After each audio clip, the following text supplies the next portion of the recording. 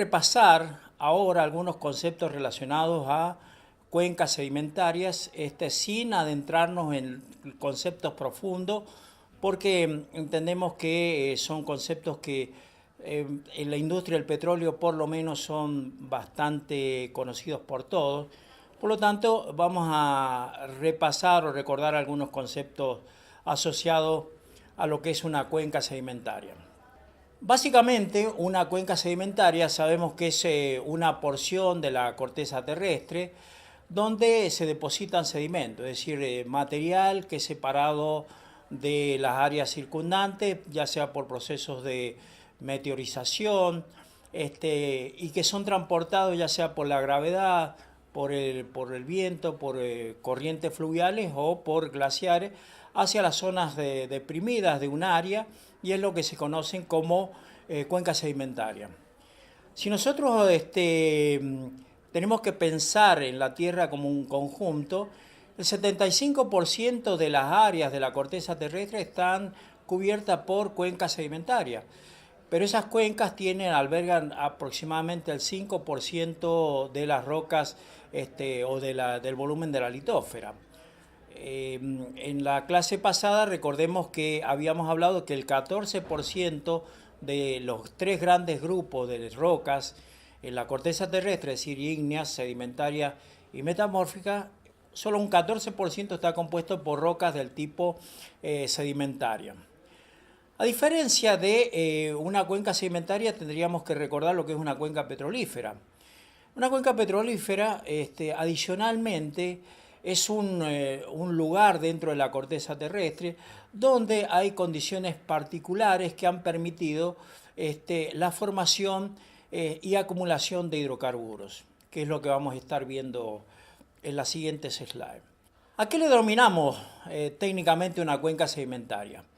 Bien, es una depresión, ya lo dijimos, de la corteza terrestre, donde llegan sedimentos, ya sea por algún medio de transporte de los que también hemos mencionado.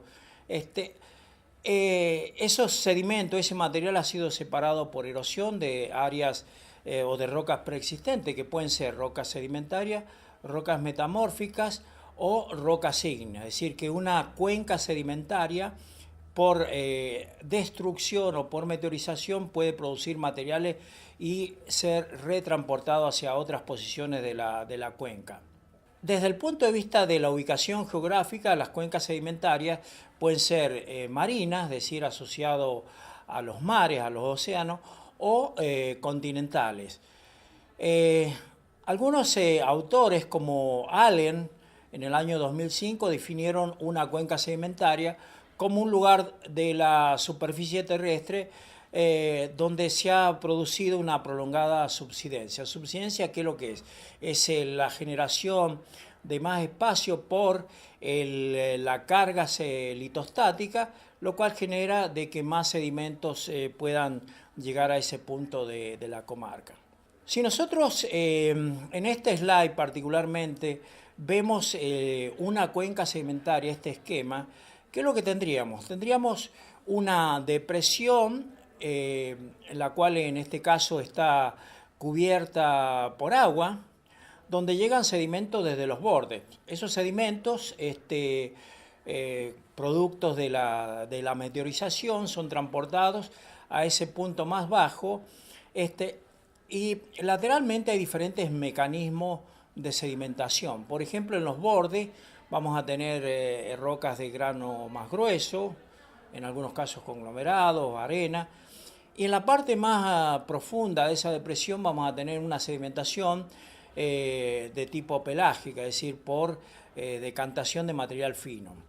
Dentro de una cuenca sedimentaria puede haber un registro continuo de la sedimentación, o pueden haber algunas interrupciones, discordancias o hiatos, ya sea una discordancia por no deposición de otras rocas, o bien porque ha habido un levantamiento general de la cuenca y se ha producido una discordancia, puede ser hasta angular o paralela, y en consecuencia no hay un registro continuo.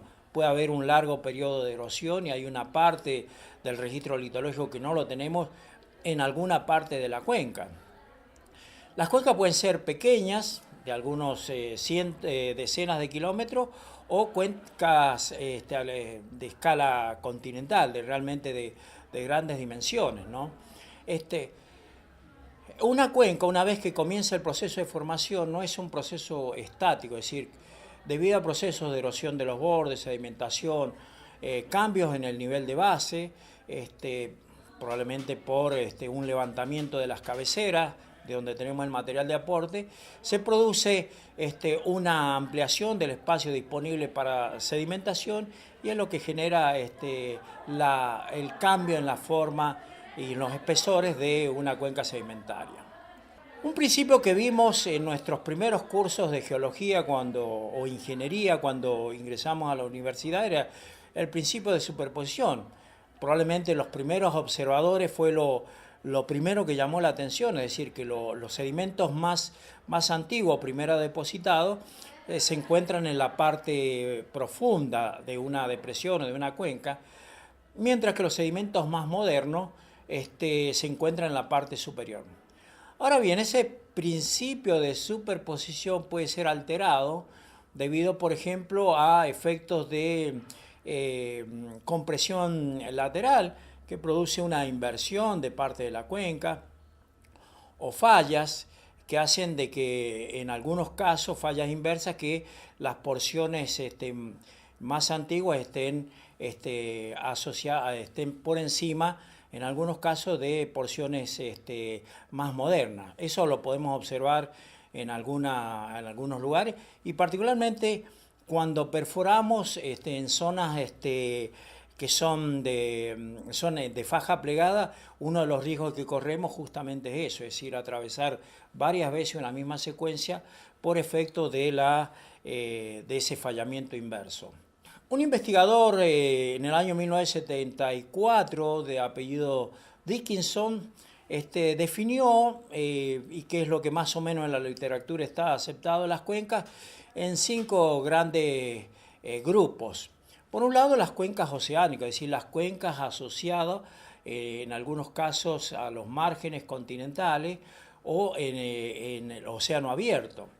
Muchas de estas cuencas están asociadas a las zonas de las fosas que hoy día conocemos, las cuales en el registro geológico es probable que no tengan una preservación debido al efecto de la subducción, y es probable que muchas de esas cuencas se pierdan. Las cuencas, en segundo lugar, las cuencas de márgenes continentales o rift. Hoy en día en la naturaleza tenemos en construcción algunas zonas de rift, como es en el África, donde hay una zona de grandes fallas, de hecho la cuenca del Rift que se conoce, y en el futuro es probable de que esas zonas sean inundadas por los océanos.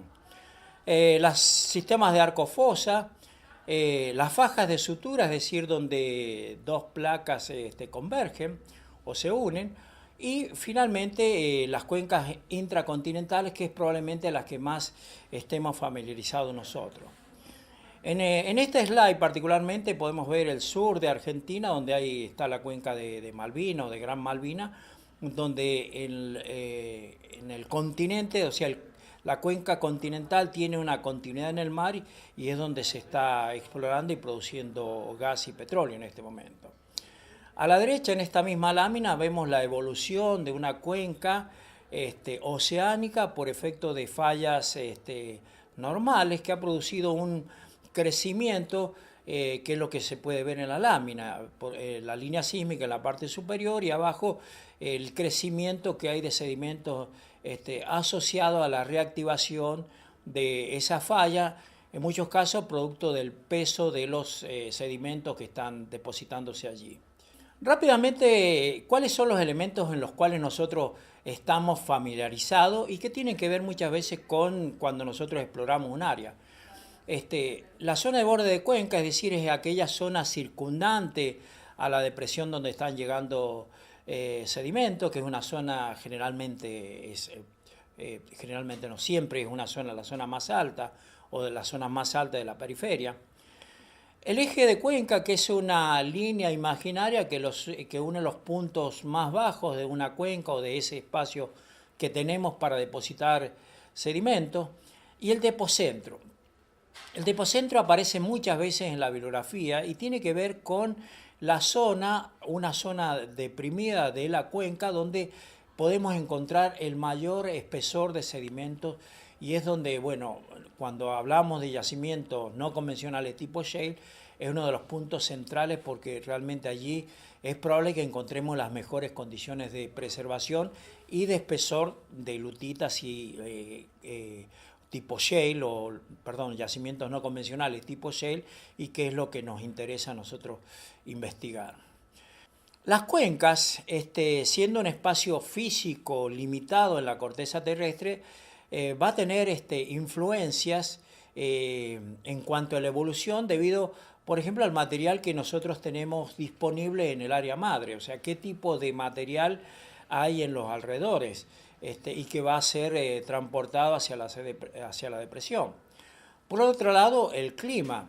En las cuencas nosotros tenemos muy buen registro de paleoclimático, es decir, zonas donde han habido, por ejemplo, sobre todo en las zonas profundas, donde quedan registros de avalanchas o de eventos que han ocurrido extracuencalmente, o sea, fuera de la cuenca, y que quedan registrados ahí con depósitos más gruesos, como puede ser arena o niveles conglomerádicos. Y finalmente los aportes, es decir, la cantidad de sedimentos que llegan a la cuenca, lo cual es realmente muy importante. Es decir, hay momentos de que realmente hay una abundante cantidad de material llegando a la cuenca, y otras veces que las cuencas carecen de ese material y se producen hiatus durante un periodo de no deposición durante un largo periodo de tiempo.